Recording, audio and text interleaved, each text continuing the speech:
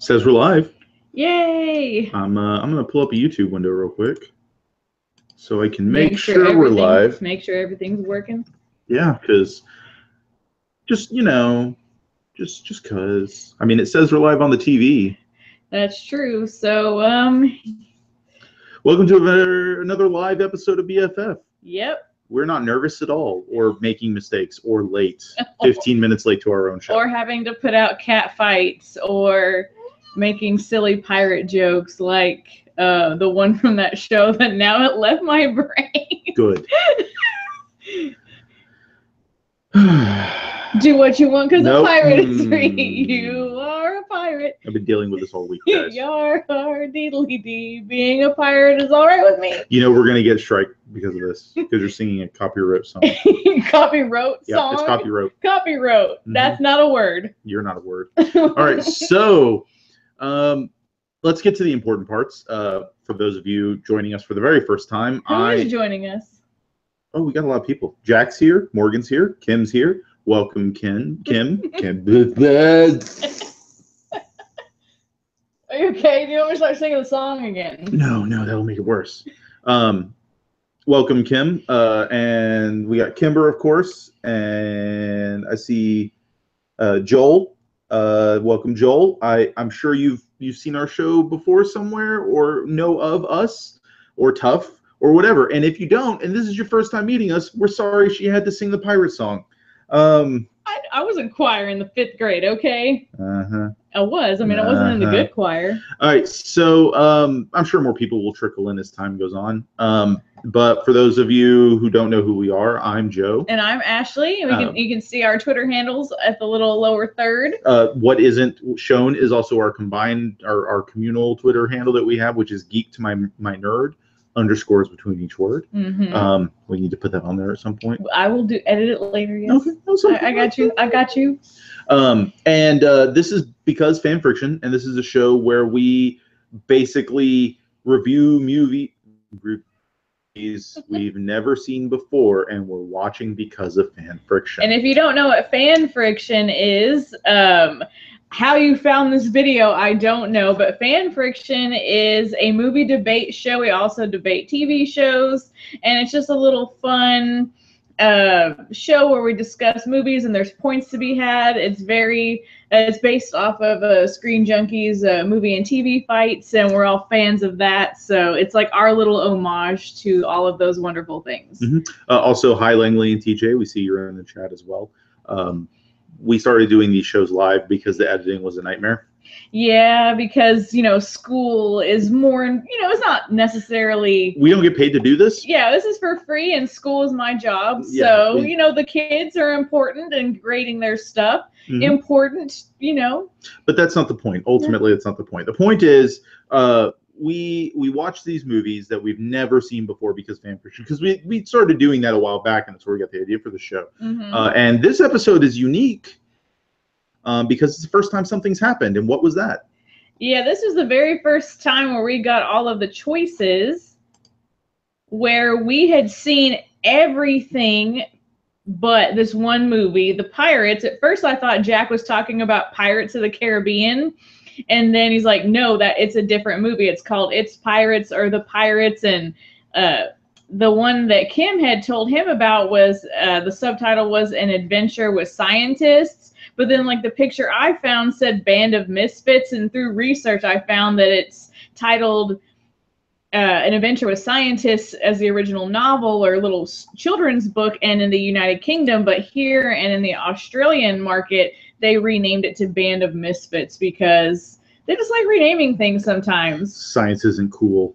Well, maybe they thought like the title was overly long or kids wouldn't be into it. But if you say Band of Misfits, then it's more pirate themed. It's also comedic. Yeah, who knows what their reasoning was. But this was the very first time where this was literally the only choice, despite the fact that the contestants had, brought a variety of movies. Mm-hmm. And sometimes I'll have seen something, you'll have seen something, but yeah, if one of us hasn't seen it, then we'll leave it up on the block for purposes of the show because, someone hasn't seen it. Exactly. It's new for someone, but this is the first time where it was like, this is literally the only thing that we could watch. And It was kind of a really cute movie. I wasn't sure what to expect.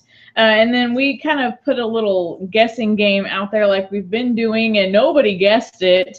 And I kind of did that on purpose because it was a mystery round, and I don't want to accidentally give anyone an advantage. Not that we've ever revealed before showtime what we're reviewing, but, you know, I just want to make sure it wasn't unfair for anyone. Kim knew. Kim since she saw it, she yeah. was like, "That's my question. That's my movie." Yeah, that has to be mine. Yeah. Yeah.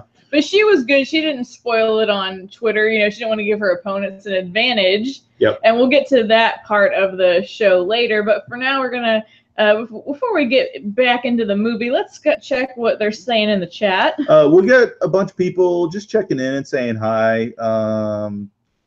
Joel said he got the tweet, thought he'd drop in. Jack, Morgan, everyone's just saying hi. Coming for some fun, held this life of vindication. Welcome, Kim. Oh man, Tom just popped in. Pick, I thought it was an adult. Oh yeah, that one. No, we're not gonna talk about that. Langley here said he loved your singing, and he can only imagine the editing headache. And Kim was tempted to trickle out some hints.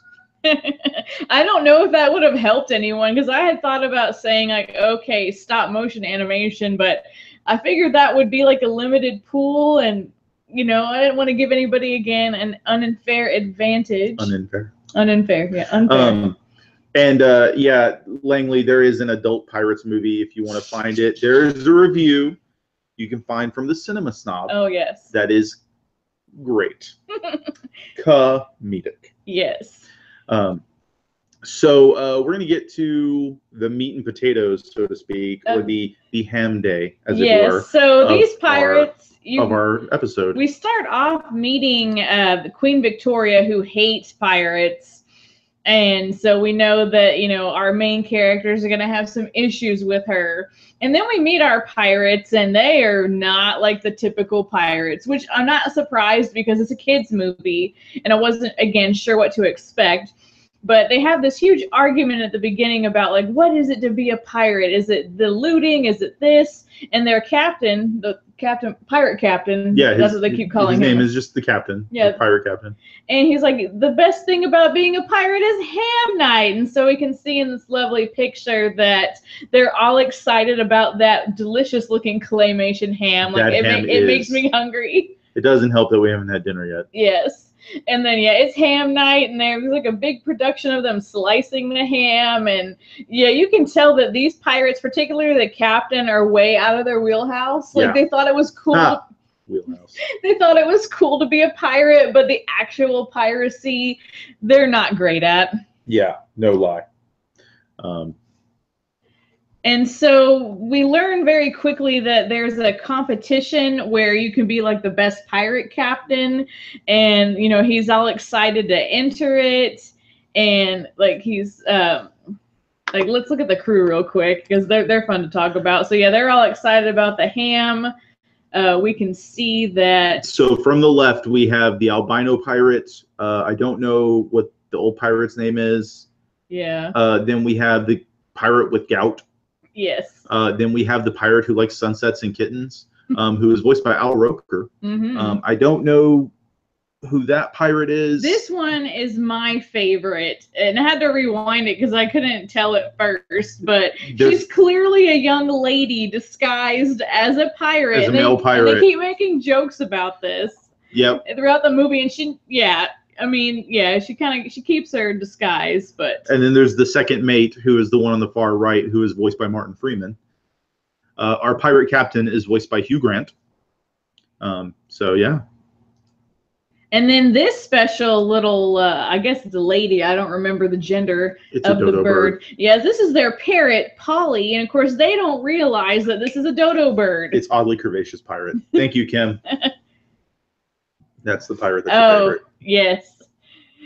So, yeah, Polly is their prized parrot. Again, the audience, the more learned of us, know that this is a dodo bird. In 1837, this would have been a very rare bird, probably the last one. I think at that point it would have been extinct. Yeah, I think this was the last one of its kind, and that's a major plot point in the movie.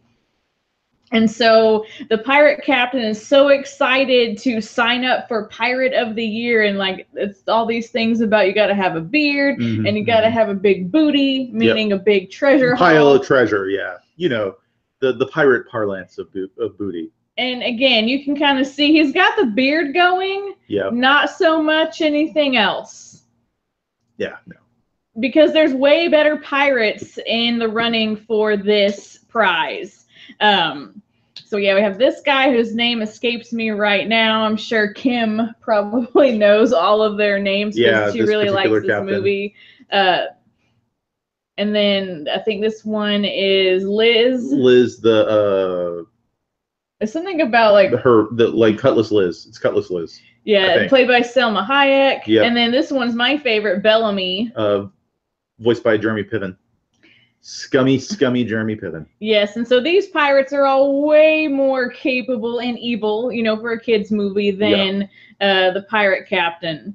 And as we can see, the pirate captain only has a reward of 12 doubloons and a free pen. Yeah. If you find him, you're going to get quite the bounty. So he sadly decides that he doesn't want to enter the contest and everybody's making fun of him. And this is kind of where like the impetus of the plot happens, where he's like going to try to be a better pirate by going on all of these missions, and it's like an escalating situation of terrible, like, which Kim talked about in the actual fight. That's just like it's like one after the other of just worse situations, or at least like a plague ship, school children on a field trip, a ghost ship. I think ghost ship was the last probably. It was just all of these things that have no money, so he's real depressed and has given up. But then they discover this one last ship. And on that ship, we have Sir Charles Darwin before he had his beard. Voiced by David Tennant. And you can see the lovely Queen Victoria in the picture. And so he's been doing his scientific expeditions. And the pirates, they try to, rob him, but it doesn't go so well because he doesn't have any treasure. He only has animal specimens. There's a really clever part that I love about this scene that made me laugh out loud, like as a gamer, because in adventures you always find like journals for like the enemy or something lying around, and they always have like, oh no, the enemy's here, I'm gonna like have to like defend myself. Like, why did they take the time to write that? And he has that in this movie, where at one point he's like writing like, I'm depressed, I'm so alone, I'll never find a big breakthrough, and a cannonball comes smashing through the wall of the ship, and he's like, and now pirates are attacking. Yeah, and Fantastic. It takes him a moment to figure it out, and he's just he's a very sad person, and he's always talking about how he'll never get a girlfriend and all of these things. But then the pirates are going to make him walk the plank, and they decide that they are going to, he can reach a deal with them. Hey, there's this science competition going down. I noticed this bird you have is very rare. And I think he tells them it's a dodo. And that they're extinct. And they're extinct. They've been extinct for like 150 years at this point or something like that. That's what he says. And the captain's response is like, she's a very crafty bird. And so they've come up with a plan, to save himself, we're going to present this at the science conference. The science conference happens to be in London, where pirates are not allowed. Well, Queen Victoria hates pirates. Like that's what we begin with, is she hates pirates. Yes. So going to the seat of the Queen's power is probably a big bad idea. And this is where we get a lot of really cool little references throughout the story. Not only with the Charles Darwin jokes, but to me, when they entered London, I'm like, is Jack the Ripper going to show up? Because that would be weird for a kid's movie. But the Elephant Man is there a couple times, and then he's dating Jane Austen at one point. When they go to the science conference, the pirates disguise themselves as Girl Scouts and then as scientists, and everybody thinks that their dodo is so amazing. The people that are inventing electricity are like, well, that's way cooler than what we did. And somebody is presenting the invention of the rigid airship, basically what became the Zeppelins from that part of history. And there's just a lot of little jokes throughout this for the adults watching. And what I really liked about this movie was the fact that the adult jokes didn't go into that blue area where a lot of DreamWorks movies do. Yeah, they don't become like overtly sexual jokes or something. Yeah, like when you rewatch it when you're older, you're not like horrified that your parents let you watch this. Like if you're a little kid, you watch this and you'll like just like, oh, cool pirates. And then when you get a little older and you learn more about history and science, you're gonna be like, oh, look at all these cool little Easter eggs that I never noticed before. And I thought that was really good because sometimes I think kids' movies, I mean, there's like a point where you can toe the line, but I think a lot of modern ones kind of cross that line sometimes where like if I were a parent, like I'd be uncomfortable. As a teacher, I show not a lot of movies, but sometimes we watch things in class and it's rated G or PG, but then there's like a moment where it's like, what is this? Well, what is it? And everyone knows the joke because the Screen Junkies even talked about it on the Honest trailers, but Lion King with the bedroom eyes. Oh, that creeped me out as a kid though. Like I remember like watching... But that's kind of a similar fashion when we're just like, yeah, I remember watching that with my cousin going, hey, should he be watching this? I think he's a little too young, and I'm like 2 years older than him, so. But yeah, overall, like the movie is like really fun, and the plot really takes off after the dodo situation happens because they win the science conference, but like the prize is not very big.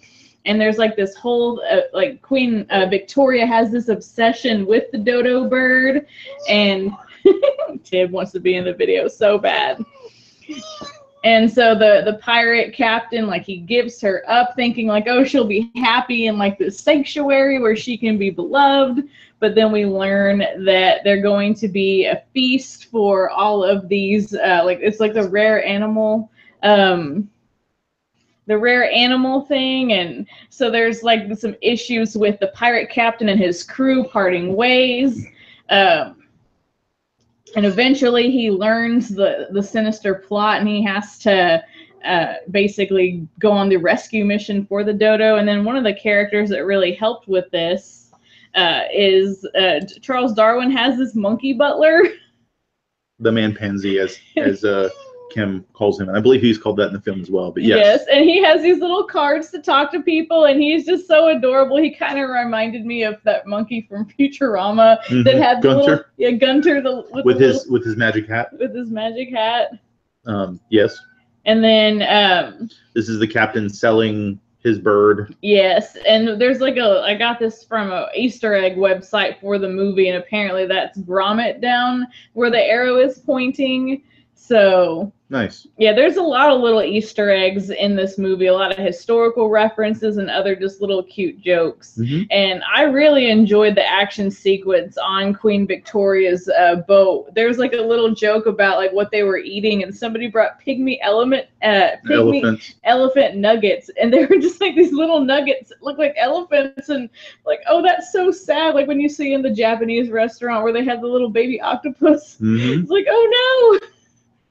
Oh no! Oh no! And all of the endangered species that they were gonna eat, like there was a snow leopard, there's like a pink river dolphin, and panda bears, and it looked pretty horrible. Very horrible. Yes.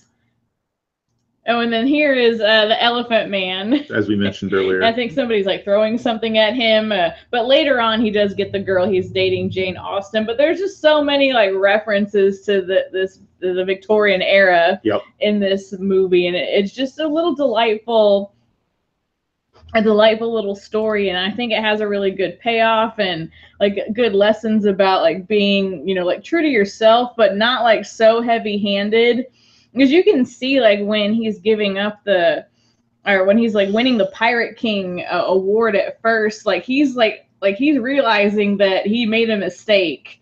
But then, like, the award gets taken from him, and, like, there's, like, all these other things. And eventually, like, he loses the award because he gets pardoned. So he's no longer a pirate. But then, of course, all the situations with the Queen Victoria... like on the boat with all the animals, like his bounty goes up to like 100,000 doubloons. So he's now like the most infamous pirate in the world. Yeah. It was just a cute little movie. It was lots of fun little references, great comedy, great tongue-in-cheek humor in general. Animation is pretty good. I'm normally not a huge fan of this style of claymation, but in general, it was very clean, very good. I enjoyed a lot of the little accoutrements that they had for the different pirates outfits and stuff. Just little things here and there that I really loved about it. So. Any other little jokes that you noticed? Yeah, I actually covered most of them that I can think of. I'm sure there was one I talked about. You had mentioned it. Kim talked about it in the chat as well. That the butler had all these cards, and it wasn't just that he had cards to communicate. He had cards like when he fell, he dropped it like this pile of cards.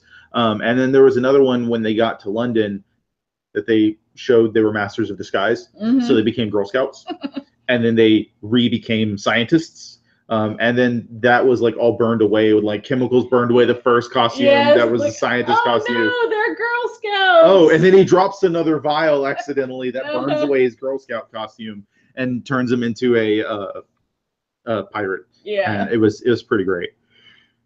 But yeah, Charles Darwin was pretty pathetic in this movie.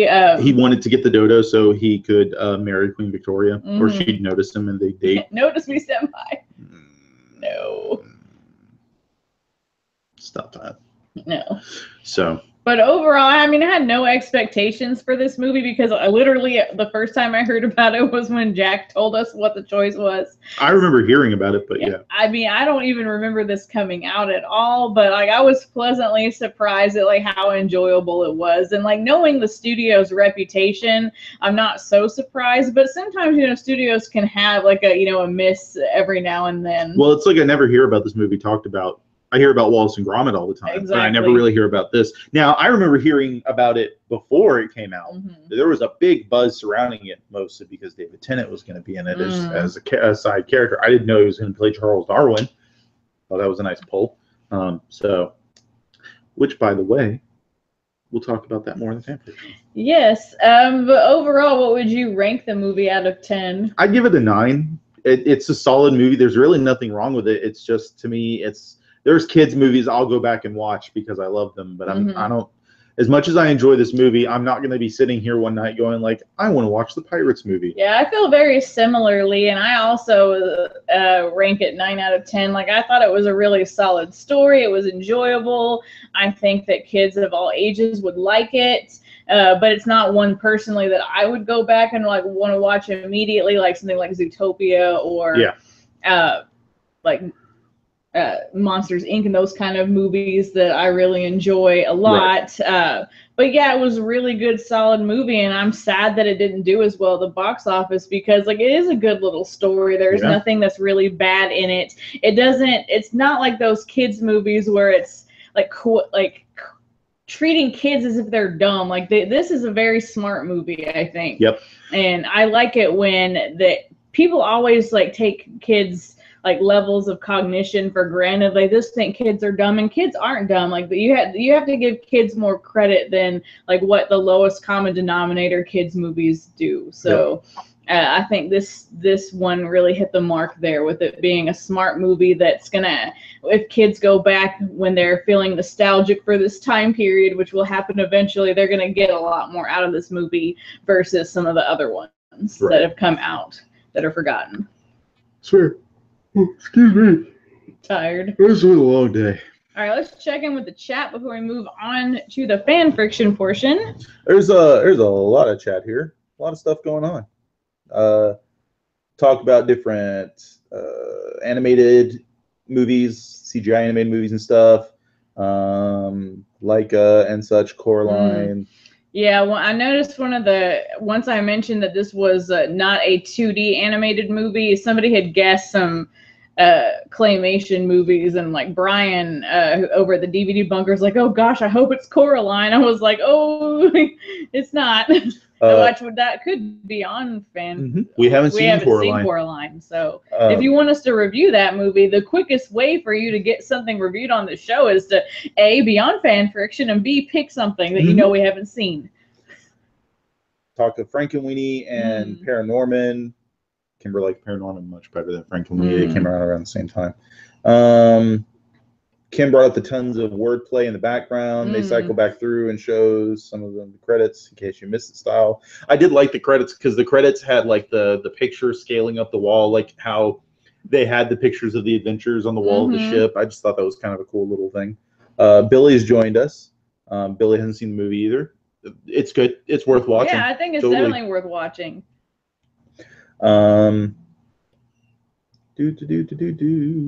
Checking with the chat song. Janine's also here. Hello, Janine. Welcome. Company Wallace and Gromit. It is. Yes, Billy, it is. I know that people have already answered that in the chat as well. Oh, gosh. All right, so yeah, we're fairly caught up. You guys are having a good time chatting in the chat, and we're just being Joe and Ashley, and we're just doing Joe and Ashley things, moderating this show, and it's doing Joe and Ashley things in a Joe and Ashley voice. I messed up that reference. Yeah. So what's our next step? All right, before we move on to talking about the fan fiction, and then like we had said before, with this new live format.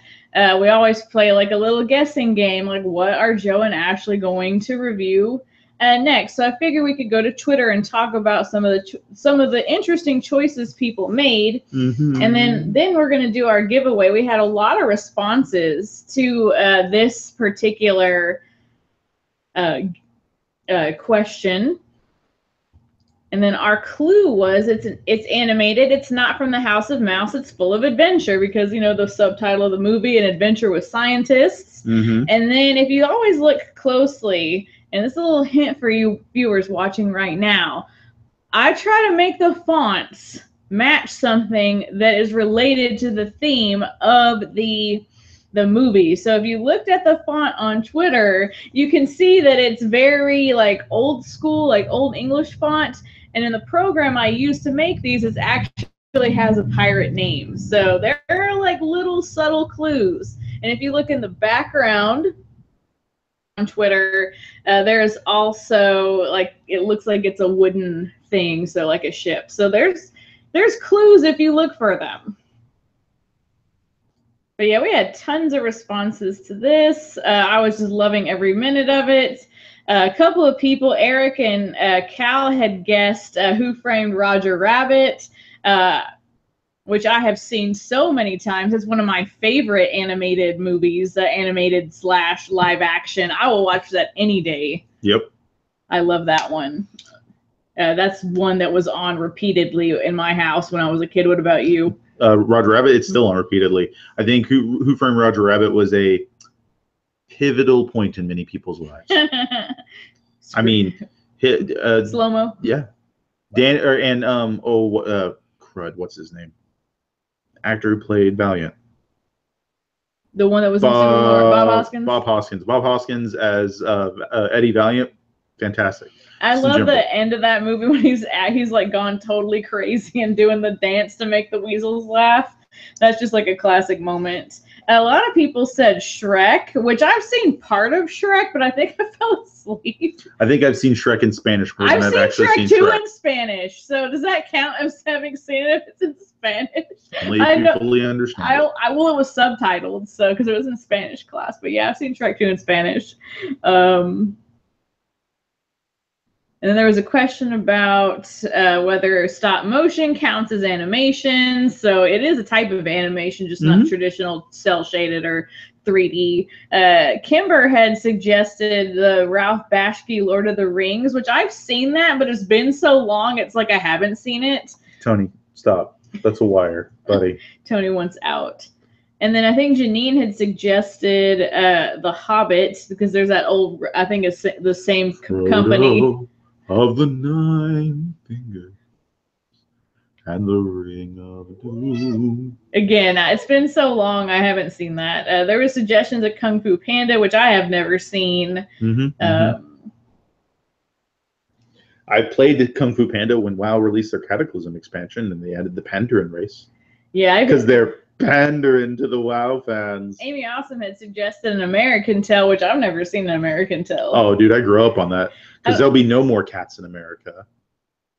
And et cetera, et cetera. I know, like, the Somewhere Out There song. Sam had suggested the Tintin movie, which I've never seen. Nope, never seen it.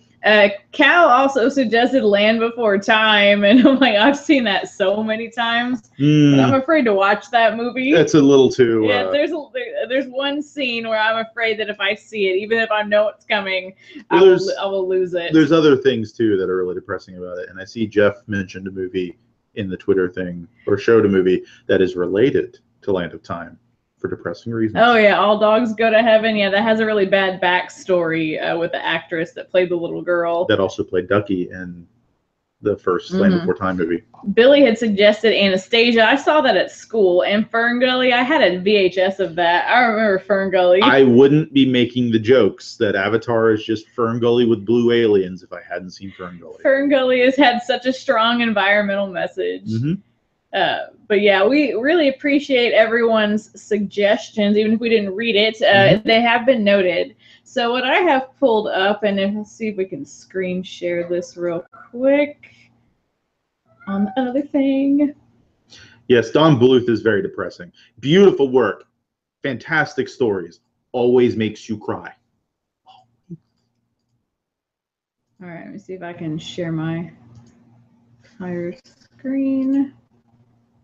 Pull up the thing so nobody thinks that we're cheating.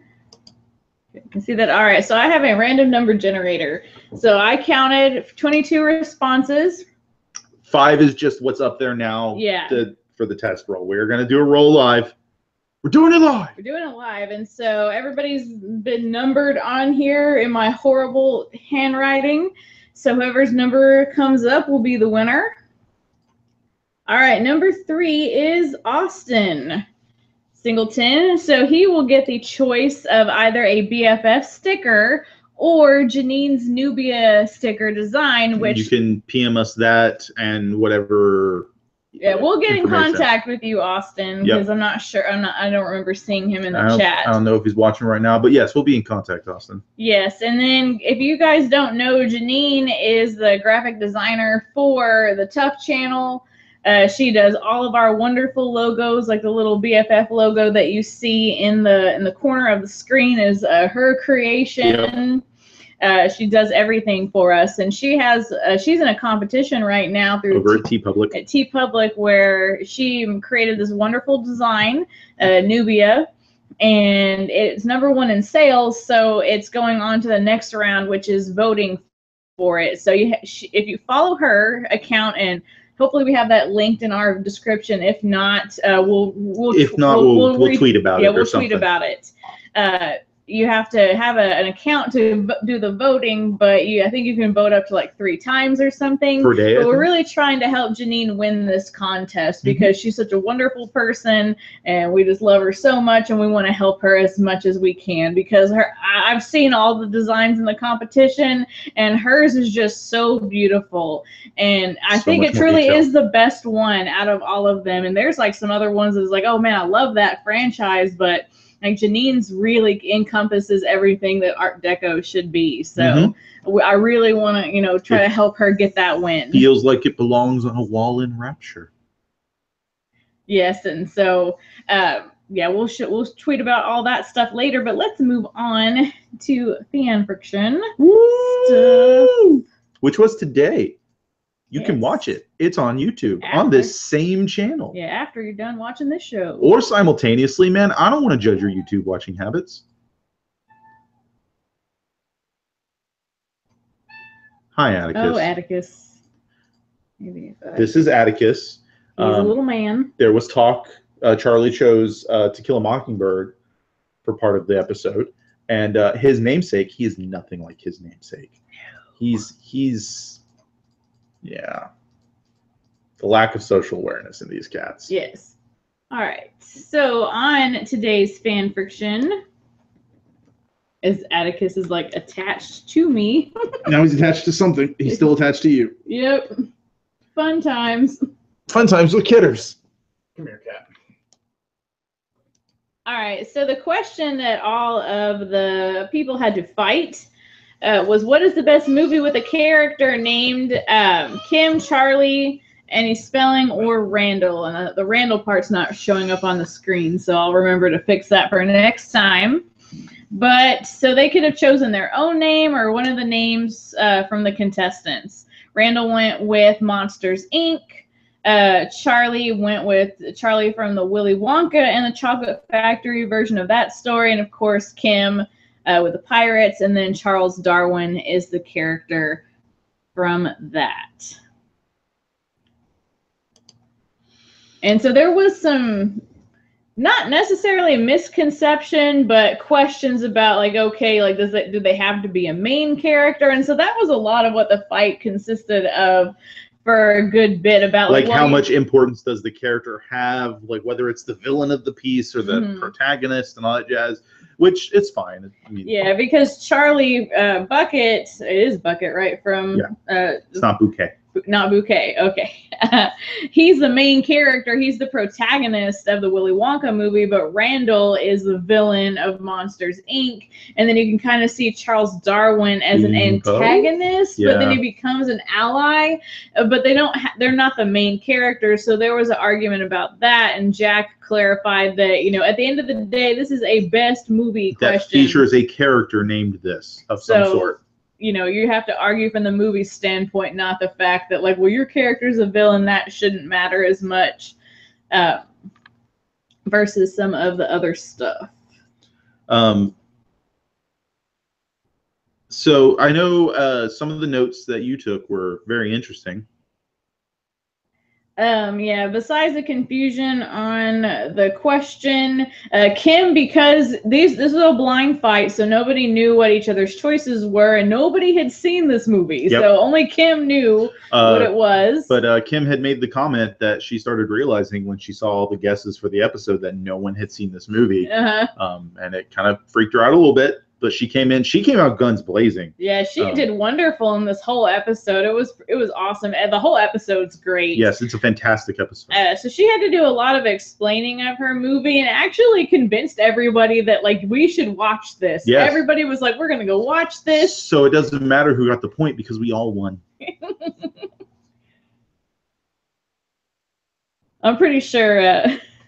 And Charlie was happy that she won the point, though. I'm pretty sure. Yeah, because it was really, it was kind of like almost like 49-51 for Randall and Charlie with their choices. But, like, Jack was sold a little bit more on the Willy Wonka thing. Yeah. So that's where he ended up going with that.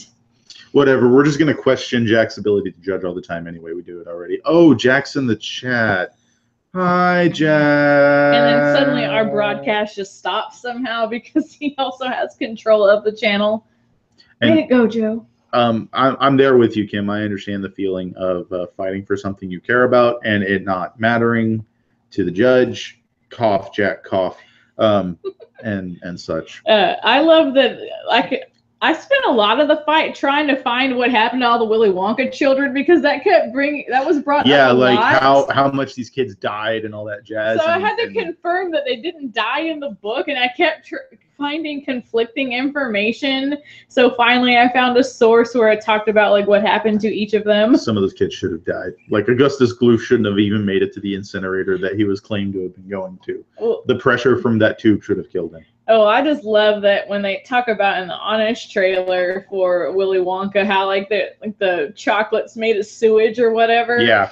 But in real life, it's made of cream, I think water, and, like, some kind of chocolate, and the cream spoiled, so it smelled horrible. It looked like Yoo-hoo.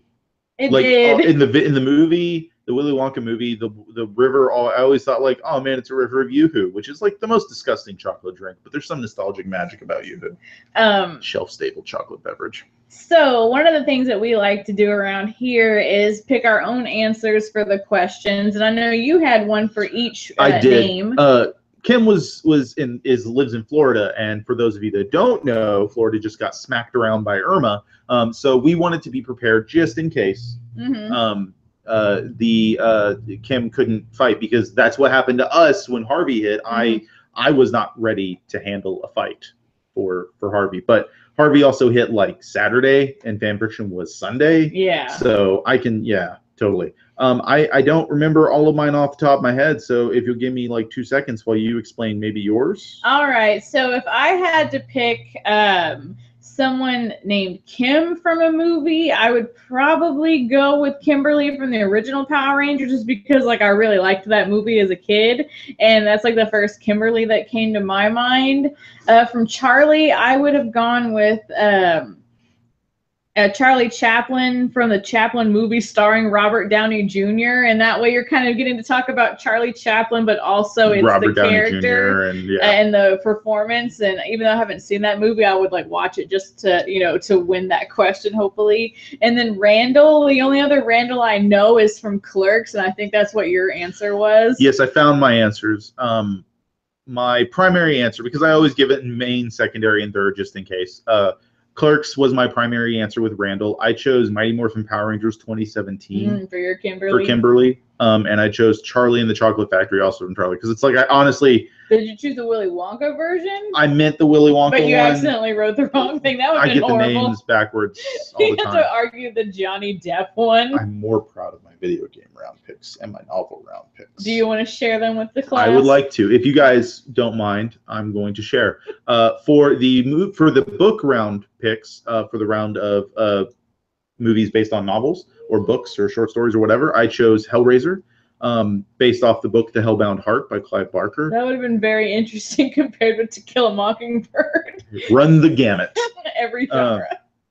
I also chose The Two Towers based off of the book of the same name, and Charlotte's Web based off the book of the same name. I believe all my choices run the gamut. I highly doubt anybody would have picked Hellraiser, so I'm pretty sure you would have gotten that. Probably, but backups, right? Yeah. For the video game round, I believe the question was a video game to be a 10-episode Netflix series. Yes. I chose Chrono Trigger for my primary, Xenogears for my secondary, and Fallout for my third. And I probably would have gone with Fallout 2, I think. Maybe do Fallout 2 for the primary, and then sprinkle in the events of the first Fallout as flashback things in this second season and all that jazz. So that was mine. Yeah. If you had to choose a Joe, if the question was about you. Joe Dirt. Joe Dirt. It's a fun movie. It's just it's as bad as it is. It's a really fun movie, a really, really fun movie. It's got a great Christopher Walken performance. David Spade at the height of his powers. Yeah. Without Chris Farley, but height of his solo movie powers. He plateaued after that. I would pick. If you had to choose an Ashley. If I had to choose a Joe first, I would pick Joe from Baby Driver.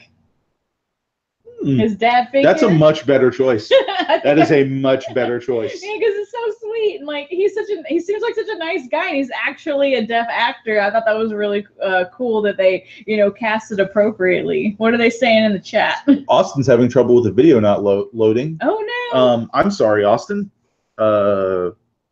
Hey, people in the chat, if Austin's video doesn't load, can you tell him he won our poll or our drawing, and we'll get in contact with him after the show, please?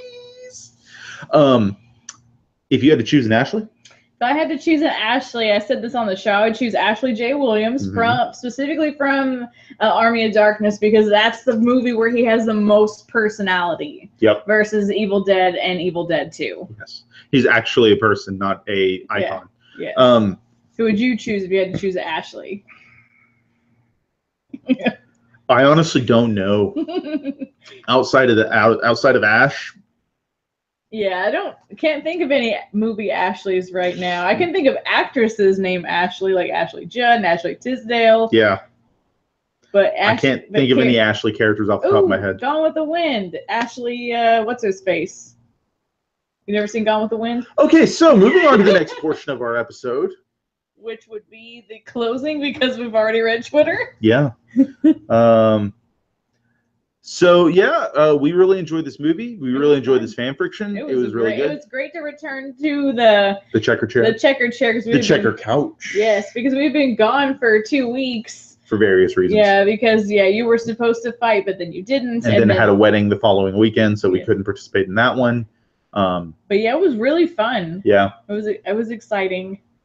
All the discussions were great. I loved all of the little speed round things. I like the format that Jack has gone with. I think this is probably the one that hopefully it'll stick with this, because I love that everybody gets to participate. And then I loved it when he was like, you know what, guys, I'm going to give you an extra 8 seconds. And everyone was like, what? But this is the spot I've been put on. I already said everything I knew. Oh, I get it, because like in that second time, you're like figuring out how you're going to compress all of your argument into those two bouts of time, and then you have you get it all in there, and you're like, thank goodness it's over, because that's how I would be. I'm afraid to fight next time because I'm not good at the speed round. I'm pretty decent. I know you're good at it, so you have nothing to worry about. So but yeah, we really enjoyed it. We should be back next weekend. Yeah. We're probably fact checking next weekend. Yeah, I'd imagine, because Tom's fighting. Yes. So that would leave us or Brian, and I'm sure Brian would like a break as well. Yeah. We might make a trip out to Austin, because those that don't know didn't get to watch the fan fiction episode earlier or haven't watched it yet or whatever. Charlie will possibly be in Austin. Yeah, I guess Fantastic Fest is happening. So we may make the trip out to Austin to go meet her and then come back, because we can't afford to do like a stay out there. So we're gonna make it a day trip. Yeah. This is a day trip. Yay. We'll see if that happens. We might be at the end of the week going, you know what, we're good. Yep. So that might be us, but we'll probably see you guys next Sunday for fan fiction, which means we'll probably see you guys next Sunday for BFF. Of which we don't know what it'll be, because the choices haven't been made. But the fighters for that episode are going to be, like we said, Tom, who is from Odd Shape Panel. He's in the chat currently. Yeah, Odd Shape Channel is the channel name. Nolan Dean, who is not in the chat currently, but he has fought in fan fiction before. Yeah, he's a really cool guy. We've been on his show, Movies and Me, in 2 separate episodes. Which I believe he linked in the Twitter during the episode. He did, because, yeah, the To Kill a Mockingbird had been brought up. And then Lon from Screen Junkies is coming to fight again. So that was kind of like a last-minute thing, but, that's going to be really cool. He's a good fighter as well. I'm hoping it's not another beard battle, because I don't know if I have it in me to draw another beard again, because it took me a long time to do the one. We've already done that, so we can figure out another thing. Goatee it up. Yeah, I mean, that's what I got. We can have the twin goatees. Oh, yes. Then everybody would be like, are y'all twins? I have way more gray. And I'm way cuter than you. I think no. Who's the cutest one? Please tell us. Don't leave a comment. Who's cuter? Don't feed her ego. Yes, please. So thank you for joining us. You can find us at our Twitter handles, which are down here in the ether in this area. Yes. Or you can find us at our communal Twitter, geek_2_my_nerd. And we got some things in the works, fun things, comedic things.